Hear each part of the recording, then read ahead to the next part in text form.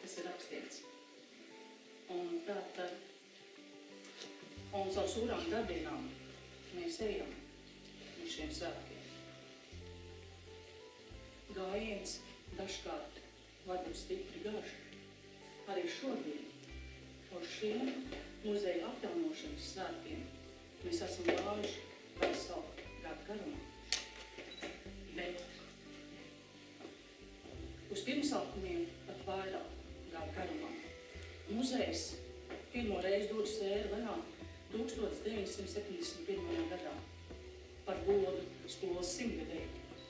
Ir pagājuši tikai nieka 41 gads, un muzejs citā veidolā vērs durvis otrais vaļā. Arī tad un tagad mēs godinām Austru Zalāni, muzeja dibinātāju, muzeja pirmo vadītāju, par viņas un viņa pulciņa skolām lielo darbu.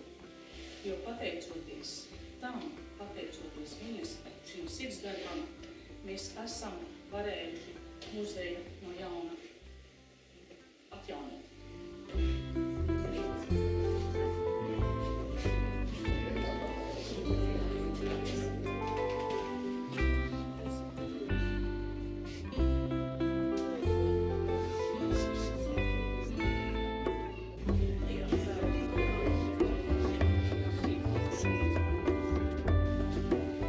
Mēs esam atjaunojuši muzeju kā velti valsts dzimšanas dienai.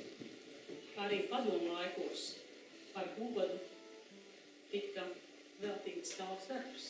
Par godu PSKT kongresam, par godu Ļeņina dzimšanas dienai. Tikai šodien par godu skan nedaudz savādāk un citādāk.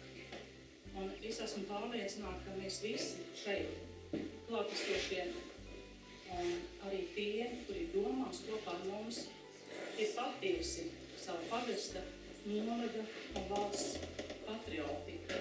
Un šodien man ir ārkārtīgi liels un milzīgs gandarījums par to, ka mūs ir atbalstījuši ļoti daudz cilvēku. Gan un dalījušies savā pagātībā, gan savos ierakstos, gan dāvinājuši muzejām eksponātus, gan arī mūsu materiāli atbalstījuši. Jo, ja tas tā nebūtu, muzejs nevarētu paciet.